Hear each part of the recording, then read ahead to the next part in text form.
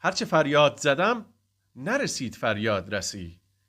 راست میگویند روز بعد برادر ندارد. 6 صبح بود که دستگیر شدم.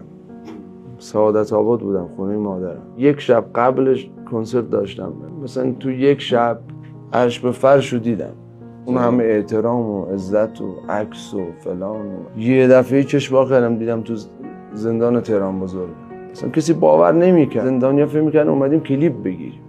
امروز میریم کلاً دیگه شد 5 سال. خانومم خیلی اذیت شد. بعد از چند سال مادرم رو دیدم تو دادگاه. از پلای دادگاه داشتم بالا میرفتم، من ماسک میزدم کسی منو نبینه.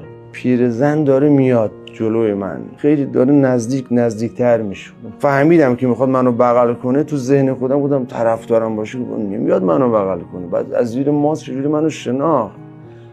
یعنی به جون بچم مثلا نشناختم مادرم، انقدر پیر شده. شاید بگم مثلا 10 کیلو کم کرده بود.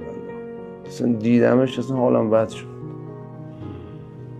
زجر اصلی اونا میکشن، حرف مردم، نگاهی مردم. خانومم شاید دوستم داشت موند، وگرنه هر کسی دیگه بود میرن. از نزدیکترین کسایی هم که تو زندگیش بودن افشین، نزدیکترین اشخاصی که تو زندگی من بودن، یک نفر واسه من سند نداشت.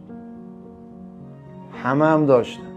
جون بچه ما از تو دیوار سند گرفتیم. ولی الان که بیرونم به قول شما خب میذارن، ارزشی نداره. پس میگن روز بد برادر نداره. همینه.